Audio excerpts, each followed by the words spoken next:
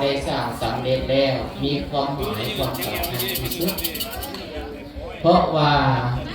เมื่อสำเร็จการสร้างสิ่งแล้วการประกอบพิธีในทางพุทธศาสนาถือว่าสำเร็จพอออกไม่ออกทั้งหลายที่พอออกไม่ออกได้เห็นพ่อแม่ครูบาอาจารย์ได้นั่งอยู่ทางด้านหน้าก็ดีนั่งอยู่ด้านข้างก็ดีพ่อแม่ครูบาอาจารย์ทุกองค์นี้สำเร็จเป็นพระภิกษุในพุทธศาสนานี้สำเร็จย้อนมีศีลคันวันใดบ่มีศีลนี่ก็บวชพระบ่ได้ออกก็ออกฉะนั้นแล้วก็ถือว่ามีศีลแล้วเฮาจึงบวชเป็นพระได้คือดังพอคำพูเช่นเดียวกันท่านศีลนี่ว่าสำเร็จนี่กับบวชยังบ่ทันได้แต่ว่าศีลสำเร็จแล้วยกระดับจากพอออกหรือว่าทางคำพูในเมื่อก่อนเมื่อวานนี้ยกขึ้นให้เป็นเจ้าหัวพอคำพูได้กระย้อนว่ามีพัทธสีมาหรือพุทธสีมาอันนี้เป็นความหมายความสำคัญต่อไปอันที่สองเมื่อสำเร็จพัทธสีมาพุทธสีมาแล้วพระสงฆ์องค์ข้าเจ้าสามารถลงอุโบสถสังฆกรรมได้สำละสักษาศีล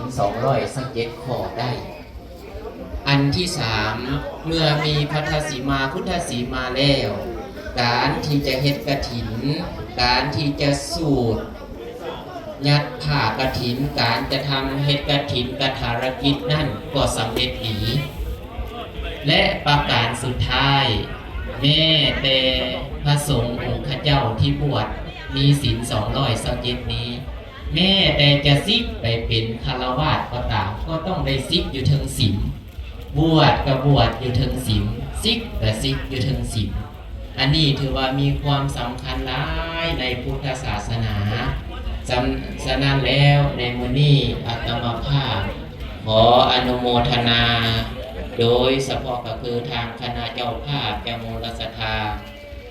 อันมีเจ้าหัวพอคำภูวรรณจักรพร้อมด้วยครอบครัวของแม่ที่ได้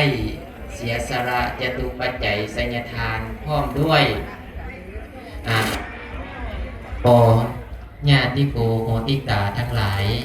ที่ได้เสียสละจตุปัจจัยสัญญทานได้มาสร้างพัทธสีมาพุทธสีมานี่ให้สำเร็จแล้วก็ได้ผลหวยเผยแผ่หาคณะสัตยาให้ค่ะรวมอนุโมทนาจนว่าพุทธสีมาของเฮานี่สำเร็จแล้วก็ที่ขาดก็ได้อนุโมทนาดังคณะเจ้าภาพเจ้ามูลศรัทธาอันมีแม่สมปองพุทธขันธ์เนาะแม่